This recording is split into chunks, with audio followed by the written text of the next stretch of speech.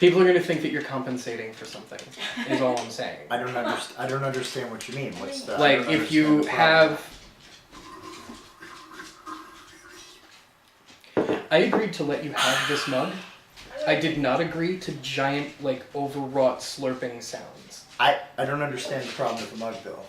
I like coffee, like, a lot! I'm not saying that there's, like, an overall, like, immediate problem with the mug. I like the mug. I think the mug is great. Mug. I think the mug is hysterical. It is a good bit. However... I bought it at the Gallagher store. That people are going to... Well, then that means that we should smash it with a hammer. This ain't a watermelon! It ain't a chopper and a hopper! Just kidding, folks. We knew you were there the whole time. Yeah, of course. As we always do. Magic. And hold on, no, you want some magic? Ooh. The worst. Ooh. Welcome back, everybody, to the Bodhana-Cast. Gaming with Intention. Yes. The TBC GWI. I don't know how to do signs for that. And or the Tabagagui. On this episode, yes, we are going to be discussing a different sort of game from a lot of the other stuff that we've talked to you about, but one that we think is really important and wonderfully entertaining and useful for several of the things that we've been discussing in previous episodes. Tell them who you are, Jack. I was just going to say, wait a minute, what are these people like? Why should I be listening to these furry men? Hello, everybody. I'm Jack Berkenstock. I'm the executive director, one of the founders of the Bodhana Group. We're a nonprofit that uses board games and role-playing games for education, skill building, and therapy, and I'm one of your hosts for Gaming with Intention, the Bodhana-Cast. I am the other host, that makes two, James, Kirk, and or the captain, because of my name. I don't have a rank. For real, although I am awesome. I am the final frontier. These are the continuing voyages. Now I went into my Morgan Freeman. Morgan Freeman would be an awesome Captain Kirk. He would just narrate the whole time, like he's talking to himself. Everybody else would think that he's completely weird. It would almost be that Randy thing, like he'd just be walking out like, and then I was walking down the hallway. Heading towards the speed bar. The bog tried to assimilate me today. Yeah. I saw 4 lights. I'm a volunteer GM and yes. Background contributor and man that is involved with many things regarding Bodhana. And I help out by providing color commentary on the show. All right. So, for the show, boom! Again, boom! Yeah! He's on his back. That's an old Madden reference. Yeah, it is. Yeah. Don't be all Madden. So, this show, Gaming with Intention, is a game review show that's slightly different from some others that you're going to see out there. Because what we like to do is we like to talk to this game, talk to this game. Hi, how you doing today? Is everything okay? How are you, booby? We talk about games behind their back. It's okay, this one has a screen for protection. So, yeah, it's off the rails already, gang. But we discuss these games in a way that obviously tries to throw a little bit of a humor into this, but it's not like, how pretty is this game and how do the rules work necessarily. It's, does this game have therapeutic benefit? Does it have educational benefit? We then try to give some little... tips and pointers for people. What skills can you learn? Yeah. What skills can you develop? What can this game possibly teach you if you try to use it for those benefits along with the overall, hey, let's have fun. Yeah, aspect. Can you use this game in a classroom? Can you use this game in multiple different settings? So today we're going to be discussing a game called Mysterium. Yeah, we're going to get into the particulars of it. But just understand, like, from a narrative point of view, this is a very different version of Clue. Very much so. That's actually a pretty good comparison. The players are all paranormal investigators that have come to a mansion, and you're being given hints by a ghost that you have encountered in the mansion, and the ghost is attempting to tell you about a murder that has taken place. Ooh, that's why this is our spooky Halloween episode. We just got done murdering turkeys like 3 days ago. Oh, is it November already? Timestamp. Owned it. Okay. All right. So today, before we get started, I had a question that I had talked to Jack about, and we thought that this was a pretty good idea. So No, this is very good. so if you are like you're a ghost. Boo! You're a ghost. That's a Shaver the Dark Lord song. Boom! You're a ghost. Yeah. Cool. So if you were a ghost and you were trying to impart messages or somehow communicate with people that had been left behind, like what sort of messages would you want to communicate to them? There's the love you, be here forever, that sort of thing, which might be a little creepy if you're in the shower a lot, or I think if I was a ghost, I'd want to make pottery with Demi Moore. Oh, my love. Could also make pottery with her cousin, sort of less. I had asked Jack to just come up with some messages that he might want to convey if he were a ghost, and if I were a ghost, what would I want to say to people? So I think, like, honestly, one of the things that I would probably want to communicate to. It's a pretty heady question. Yeah, I think deep. Let's say to my wife. Seriously, it's July. You don't need a blanket. Wait. So this is not something you could say to her now. You have to wait until it's the afterlife and you're in the ether, as it were. No, I've said it now. She doesn't do anything about it. But you're just so I thought, like, maybe if I was like spooky and translucent, then I could be like, stop using the blanket in 90-degree weather, or whatever. Okay. All right. So that's your message from the great beyond. Stop using blankets in July.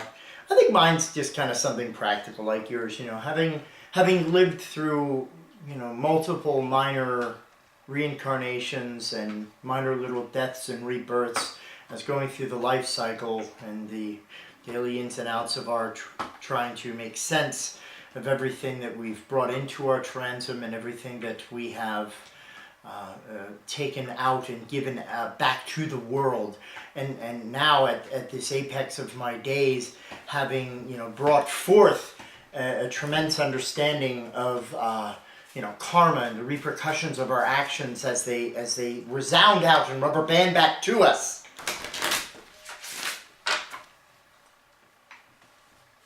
I don't know. Do I have a time limit on that? No, keep going. No. Really, what I would probably do is I would just come back periodically and go, "It's buried under a big W." That's what I would do. So I would and here's a sincere reason why. So that is a quote from "It's a Mad, Mad, Mad, Mad World." So if I'm a ghost, one of the nicknames that Jen gives for me is she calls me her little TiVo, because I memorize movies in a very, very weird way. So I would help her continue to laugh as I left this world by dropping little quotes here and there. Aww, see, it's all kinds of deep. And tell my mom to make sure she didn't leave the gas on. So you're more of a practical ghost.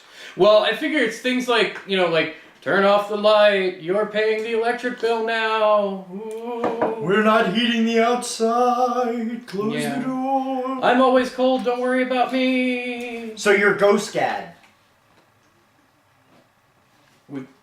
Maybe without the Bill Cosby, but yeah. Yeah, that's a good point. Right. So, before we go into the full tank on this game and how it works, so Mysterium was released by Libellud Games.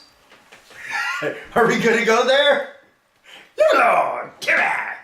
Libellud Games, in 2015. This game is rated as a 7.4 out of 10 on Board Game Geek. The game is between 2 to 7 players, which again is something that we always try to put a high mark on whenever we talk about different games, because most games that are out there are roughly between like 4 to 5 players. So if you have a larger group, this is very good for families. This one does have up to 7 players. It's such an odd number to stop at. 7? Yeah. You can just add one more. You're like 2 to 8. Well, isn't 7 more several ends? Like if you say I had several people over, like you know how they say like a couple is 2, a few is 3, some is 5, buttload is like 1349. So I wonder if 7, if that's Hold on. several. Buttload is 13 or 49? No, Or Buttload is like 1,000. 1,349 people. Yes, It's a very specific 1,349. thing for a general... Okay. You have to be. Okay. The sweet spot of this game is between 5 to 6 players for reasons that will become very, very, very obvious. And after you got the rules and everything down, it takes roughly about 42 minutes. I'm not even making it up. That's what the number was on BGG. And the game is pretty easy to access and can be played with kids as young as 10. And the designers are Oleksandr Nevsky. I hope I'm not butchering that. I probably am. And Oli Sidorenko. So clearly French designers. I wasn't in a Russian to play this game, but it was really Oh, nice. I wanted to check it out myself. good. All right. We're probably not going to stop that. No, we're probably not. Oh. So you can see splayed in front of you most of the pieces for playing this game. Doofenshmirtz not included. Right. One of the players takes the role of the ghost, the person that's trying to send clues. The ghost, for each player, draws a suspect or a murderer, a location within the mansion that it happened, and the type of weapon. Now, I know this sounds exactly like Clue, and I get that. Just a smidge. The players, if there's 5 players, there are 6 murder options that are laid out, right? So there's one more than the number of players, so that you can't process of elimination it. You would have to at least, if you're the last one, take a 50-50 shot. Yeah. So, I mean, in that way, it's widely variant from Clue. It's not that simple. So, the crux of the game is that the ghost then gets a hand of these, like, really large cards that are on this deck. And each card has this wonderful, like, tableau type of thing. Maybe you'll be able to see it a little better. I'm not sure if I can. Let me try to do... this is the extent of our technical budget.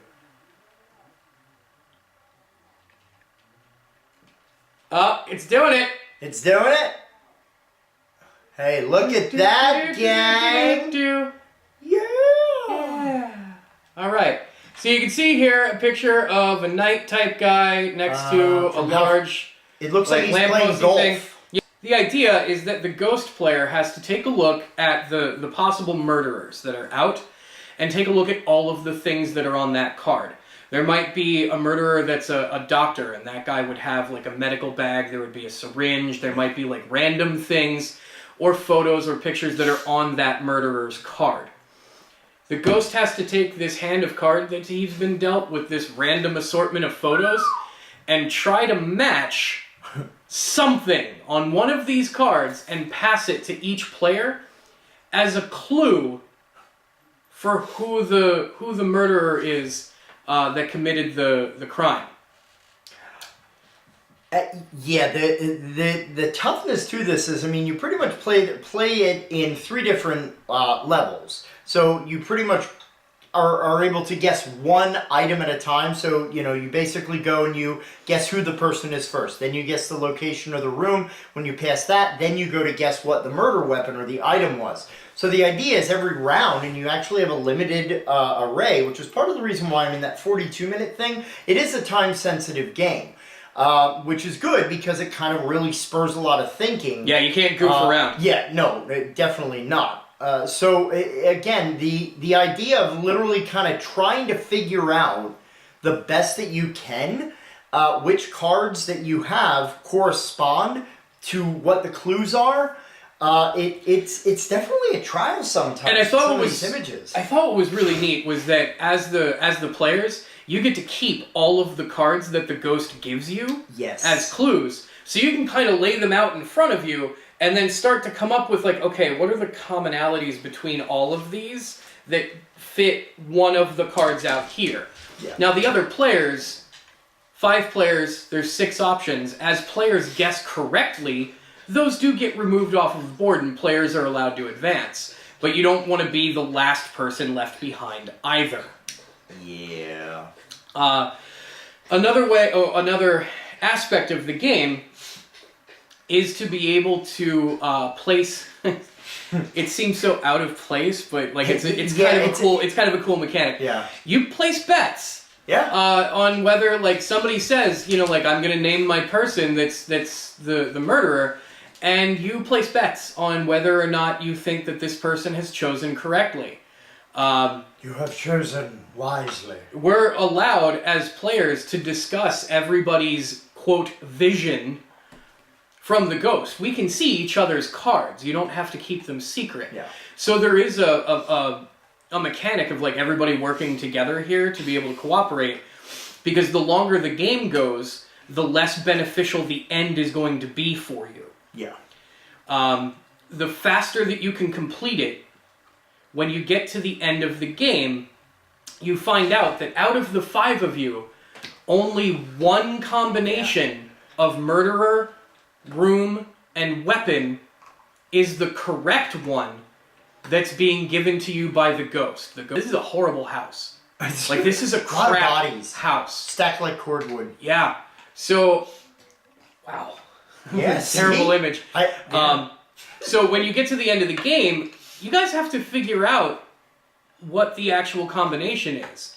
And the ghost, again, will give you these clue cards to try to piece that together. Yeah. And the But the longer that you take, the less clues you're allowed to get. So if you haven't attained, point-wise, a certain value, like you may only get 1 card.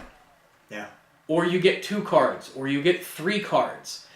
Based on how you've scored and how quickly you've gotten through everything, to be able to earn those last clues. And if you guess the one correctly, then at least somebody won. Yeah. It's a strange, not competitive, but then like not a completely cooperative victory at the end. Yeah. It's like a who was right, who wasn't right. Yeah. I mean, again, one of the things that we're kind of highlight as we talk about this game is the fact that this, and there are some other games, I mean, some that we, may talk about or may not talk about on future shows, is it's very interesting when we talk about Mysterium and the way it operates, because, one, I would love to see this game, like, played in cosplay. Like, everybody comes dressed as, like, a psychic investigator, like, I remember, like, because you always got to... How do you tell what the correct clothing is for a psychic investigator? Like, I will go with this. Okay. So, first of all, requirements to be... it depends on what era you're from, obviously. But if you're like a mid-90s psychic investigator, first of all, at least 85 to 90... Flannel shirt. No, 85 to 90% of your ensemble must be black, and you have to be wearing a turtleneck. Then you need to have the most sharply... clear-cut, defined Van Dyke beard ever. Oh yeah, no, I would not. No. And one eye has to be raised like you're a really big fan of The Rock. And everything you say, it's kind of like that dude from Venture Brothers. What are the clues? And you gotta touch your temple a lot, because apparently that's the psychic button. Okay. I'm gonna have a butterscotch crimpet tonight. So, like... Edward Norton in The Illusionist. Yes! That's the look that you're going for. That is the look that I'm going for. and I'm pretty sure that at least 3/4 of psychic investigators must smoke, and one of them has to have an eye patch, and the other one must be holding and petting a cat. These are the thoughts that have kept me out of the really good schools. Thank you, Mr. Garland. I've been getting a lot of visions today. I'm glad that we have all been assembled here so that we can begin to work through this together but separately. I'm gonna make a choice that can't refuse. There wasn't enough psychic field, Michael. Stella! I mean, we gotta say that, before we start talking, because we're gonna do something a little bit different when we talk about this game. We're trying to adjust a little bit of our format here on Gaming with Intention to speak a little bit more to some of the more direct ways that we're benefited, or what might be going on in the brain and what might be going on within a person when, they're playing a specific game. So first of all, I mean, without, hands down, this is a phenomenal game. If you are looking for a good kind of light intro, I mean, the mechanics themselves, aside from how you move from round to round and count up, the 13 hours that you have here, the mechanics are not difficult. I mean, kids can play this family game. It's wonderful. The reason that I kind of brought up Clue is not only because of the direct comparison, but also, like, if you think about how easy Clue is to pick up and play, this is, there's a little bit of nuance to it. It's a little different, but the basic structure is Clue. Yeah. You can get your like, hey, Grandpa, you like Clue, right? Yeah, sure do, Jimmy. Like, oh, well, let's try Mysterium. What the crap is that? Get your double game out of my house, Marty! All right. Christopher Lloyd. Yeah, all right. It's Olivia! At least one reference to Christopher Lloyd per episode, and we might... No, I'm not going to do that. Was from our last episode. So... how is this game helpful, James? How is this game beneficial? That's a great question. That's an awesome question. So one of the things that I really want to focus on, because it's one of the things that I almost want to use as like a training tool, is the art of communication. I'm sorry, what? Game, the art of communication. Okay. Oh. Right. So you have to, as the ghost player, like, you want the players to win. You're not actively working against them. Yeah, that's the co-op nature. But you're limited by the information that you're given. So with a limited amount of information, almost think of this as trying to overcome, what do you call it when? Like limited verbal communication. Like there's the language barrier. Yes. Like, say you're trying to overcome a language barrier. And we go back to only being able to communicate with pictures, or photos or things like that. So it almost feels like a caveman kind of thing, right? You take these pictures and you have to find the best way to communicate to somebody and give them the hints that they need to solve their mystery. Except now you also throw in the fact that if you give them a picture, they may mistake it for something else. So you have to be very careful when you're handing these to the players that you don't give them something that they can also correlate to other options that are on the table. Because then you start confusing them, and you may have to give them several of these to then kind of right the ship and be like, no, this is what I meant, instead of the other thing. So there's a lot of unintentional miscommunication, but I think that it really teaches people how to be able to respond and adapt to those types of situations. Yeah, I mean, the thing about communication, I mean, first of all, just to know, I mean, most of our communication, even though it is predominantly nonverbal, I think that the estimation is about 84% of our communication is nonverbal. So that's our facial tics. Yeah, it's a huge That's a amount. stat? Well, yeah, because it's how we stand, how we gesture, our posture, the tone technically is a nonverbal, because it's like something that it's not necessarily directly the word that we say, but it's the intonation that we're throwing behind it that gives it kind of a nonverbal quality. Yeah, okay. Which is again, you're also looking at like, what are your eyebrows doing? What kind of smile you got on? Where's your, This is all why I hate texting. I'm putting that out there now. Congratulations, you've entered old man rant phase. This is All why right. I hate texting. But it goes very much into what you're saying as being a very good tool, because if you're talking about communicating an idea, now we're communicating it solely, and we're going to relate this again to a couple of different games. So one I want to kind of bring up is where this is somewhat similar, is a game called Codenames. So I don't believe we've reviewed Codenames yet. And it's one that we might get to, but it's basically another kind of those guessing games where you have a certain number, of tiles you're trying to refer to, and you have like a one-word clue. This is even kind of more abstract, because now I can't hint to you what I'm doing. I can't even give you a word that tells you, oh, my clue is armor. Restaurant. No, not how this works. So think about the fact that, I mean, it's really a heightened form of critical thinking, meeting communication. Because think about this. As much as people will, have their differing opinions on things like Cards Against Humanity or Penguins Against, Crabs Against Humidity or whatever 80th game using that mechanic that's come out this month, the central idea is, to a degree, you kind of got to know who's given the clue to think how that person might think. So now we're mixing communication with perspective taking, critical thinking, which isn't that dissimilar if we think about it, because communication is a back and forth process. So I think about what I want to intend to say. I formulate the words that I think best communicate that. I say them in a way that I think the receiver is going to accept. Then the receiver hears that message, interprets the words through their experience, and runs it in for a touchdown. Goal! There's a lot going on with communication. And one of the really cool things, at least the way that we play, is you can play as a ghost like going, nope. What we've chosen to do is, if the message is, if you guess correctly, and we literally knock from under the table, it's like, ooh, it's like a seance.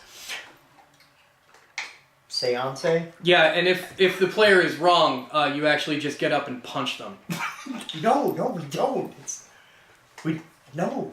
Gilbert Gottfried, you fool! You ever see that clip? Oh, yeah. Yeah, apparently I would have nothing to talk about if it were not for television. But Ask no, your parents. No is, whoa, and I'm very surprised that Izzy has not barked yet. He's like, what's that? Let's not tempt that. Yeah. But, communication is a great pull, dude. That. The gambling aspect, or the betting, I guess, however you want to call it. You have a certain number of these bets that you can place during the game. Like, you have yes and no tokens that you can decide to throw out when you think that somebody is definitely right, or you're very vengeful and you're like, if he's not going to listen to me, I'm going to at least benefit off of this. And you put those out, and if you're successful, you basically earn points toward the end of the game. Those points can stack up and get you to the place where you can get additional clues at the end to be able to more effectively solve the mystery. The obvious risk-reward mechanic of this is not just choosing when to do it, but also, how often. Because you're limited on the number of times that you can do it to be able to earn points. And if you're wrong... How's it go? That's a great sound. I like that sound. So there is some... I don't want to make this sound bad when I say there's some gambling involved. No. But you do kind of... You do have to take some risks to be able to succeed at the end of the game. But you want to make them as calculated as you possibly can, or educated guesses, and that requires you. Another thing that I really like about this is not allowing anybody to not be in the spotlight. Everybody has to participate in this game. You can't have wallflowers because their opinions are valid. Everybody's opinion is going to matter. Which is, it naturally does, but in the game, you want everybody discussing this stuff, and if you're not part of the discussion, if you're not part of the solution, you're part of the problem. What's a problem? That's what Daffy Duck has. That's not his speech impediment. Having everybody involved means that nobody's in the background, which can be great for those types of people that you want to try to bring them out of their shell a bit, give them a chance to communicate and be part of a team, understand what those mechanics are like, and I know we talked develop communication skills, but also really develop working in a group, a group mechanic. Yeah, again, very similar to Codenames. One of the interesting things about this, when we talk about risk reward, and again, this is kind of some of our idea of bringing a little bit more of kind of brain chemistry and what actually is kind of going on. It's very interesting that this game actually uses two coordinated mechanics that actually work within similar areas of the brain. So one of the biggest areas of our brain that we're going to talk about a lot with gaming, specifically because we used to have this old joke on you remember years back when we were young and impressionable when we started gaming with intention a year ago. One of the jokes that we've always had is that every game kind of has this idea of critical thinking skills. Now, critical thinking happens in an area of the brain which is called the prefrontal cortex. I don't know why I just gave myself a gigantic visor. But the prefrontal cortex is an area of the brain that basically is in charge of planning, strategic options. That real critical thinking meat happens in that area of the brain where we manufacture stuff, such like, norepinephrine, various neurotransmitter chemicals. These are basically those chemicals that are like the courier of the brain. They run, ideas and thoughts back and forth between both parts of the brain so that we can get the more effective system of communication and ideas that we need. My FedEx thoughts. Yes, your FedEx thoughts. So the interesting thing about this is that when you enhance creativity, actually the brain shuts down a lot of the production of those chemicals and shuts down some of that area of the brain, like the limbic system, which is the prefrontal cortex, which actually, so it's causing you to be less analytical when you're more creative. So this game is a very fine balance because there is some creativity to interpretation of the cards in that, they're gorgeous cards. They're very artistic, they're very creative. And they very careful attention went into, like James said earlier, with the symbolism and everything that they had in the cards. So that whole idea, which is similar to code names, where I have like 5 or 6 words on the board, it's difficult in code names to go, well, I have dog, tree, so my clue is bark, 2. That's a very simple level of critical thinking. But now, dude just gave me a card with a knight and a tower on it, and I'm looking at this medicine card. Like, I'm gonna actually grab one of these to see who I kind of scoop up here. So this is the constable. What? There's bullets on here. There's a picture chart. There's a photograph. There's a billy club. That's not nice. However, he is wearing a really tall hat. Like, he's got a hat that goes up like this. And it kind of looks like the top of this tower. Hello, where it rises up. Maybe the tower symbolizes this really tall hat that the guy's wearing. Why? Because this may have been one of the last cards that the ghost had left. Yeah. Also, and had to come up with cup of black coffee is on the card. So maybe the Black Knight, black coffee. It can be that simple or he that also complex. has a mustache, and maybe he doesn't need one. So this guy in the black could be the mustache kind of fighting against the rest of this guy's like facial accoutrement to make a more complete.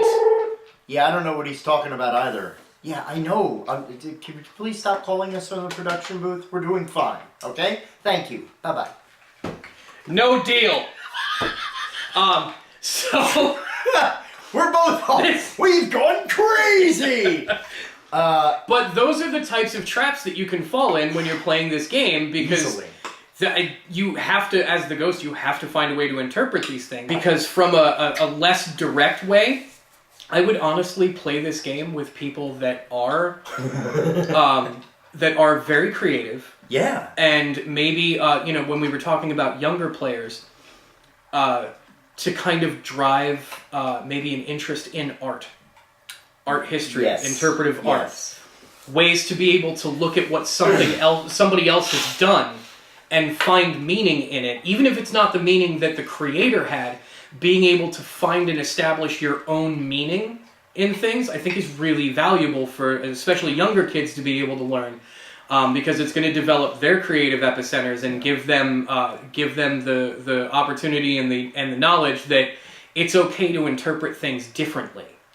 And in some ways, the discussion about, oh, you meant this, whereas I thought it was this, though discussing those differences is one of those ways that we help to understand each other. So it encourages that. I mean, overall, this game is a solid slam dunk for fun. It's a solid slam dunk for family.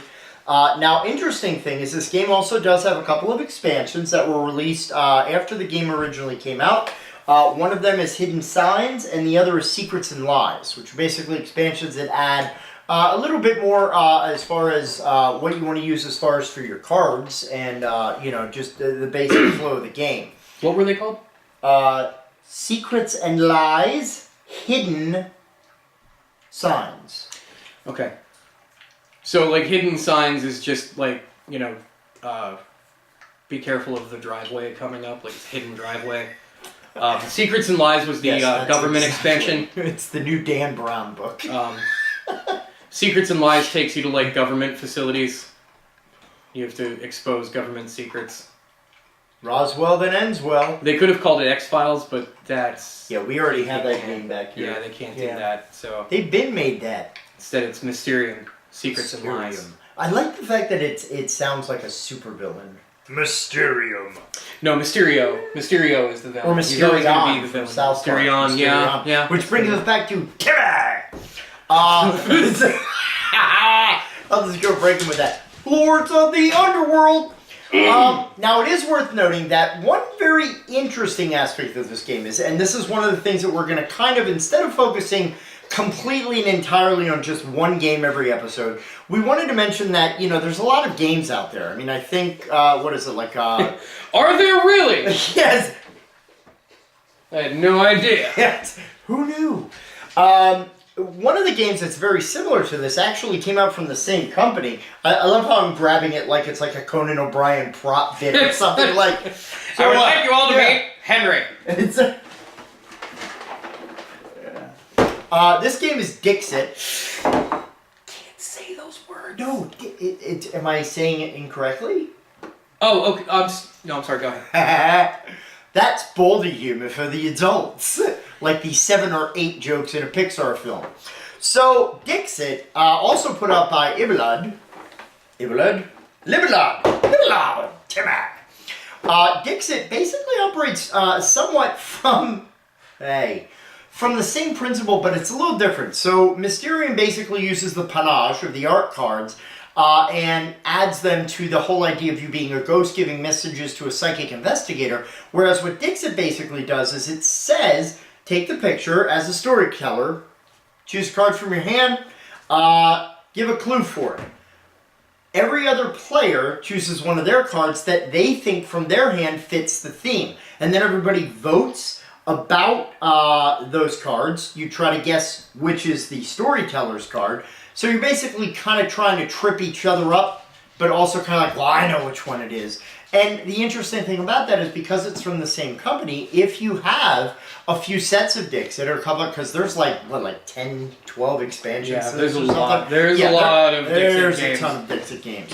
One of the cool things is you can use the cards from Dixit with Mysterium and vice versa. So if you're kind of, you got your regular set that you've been playing with for a while, it's kind of like a little, it's like baseball, like a little secret we want to give you there. You're doing an awful lot of, like... I'm doing that. Hey. Big brain, fit many things. Well, it's all that nonverbal communication we're talking about. 84%, y'all. You're also doing it while you're talking, so that kind of eliminates So I'm the using purpose. 130% communication. Yeah, that's what you're doing. Yep. With a vote of confidence like that, I'm going to run towards the nearest gas oven. So, Dixit. Bake? A wonderful... Yes, I'm going to make a sweet cherry pie to go with my goose for winter. God, Dixit. Wonderful game. That is a load of fun for everyone, a load of fun for the family. And, of course, our starring portrayed game, Mysterium, also great for everyone to pick up. So I guess we're going to kind of, as we're moving forward, achieve slightly earlier. Is there anything I forgot? No. It's fun! And that's, yeah! Sincerely, folks, one of the things that we have heard from a lot of you out there was to try to look at not making these quite as long, so that way they're a little bit more digestible, especially because we do the audio as well as the video format that you're looking at here. Yeah. Personally, I want to say thank you all for tuning in. Thank you. You've been a great audience. Yes, and follow us on Facebook. The Bodhana Group is where we post the links and the videos to Gaming with Intention. We are also on YouTube. If you follow the Bodhana Group Inc., which is basically where we put gaming with intention, the Bodhana-Cast. So a lot of different places. If you want to hear more about therapeutic use of tabletop gaming, go to www.thebodhanagroup.org. And thanks as always to our wonderful video production family, Alex and Paul at Wicked Turtle Turtle. Network. Yeah. We were there at 2 out of 3 ain't bad. That's a Meatloaf reference. But no, that's the folks who host our audio-only content, and they're also the folks that do our video production and add all the wonderful, nice graphics that you've been seeing that I am just mentally alluding to. So again, with my final goodbye, I am, have been, and always will be your friend. I'm Jack Berkenstock for the Bodhana Group. Thank you all for hanging out with us. And I would do anything for plugs, but I won't do that. No, I won't do that. I would do anything for plugs, anything you've been dreaming of, 'cause I wanna slap my friends. Won't do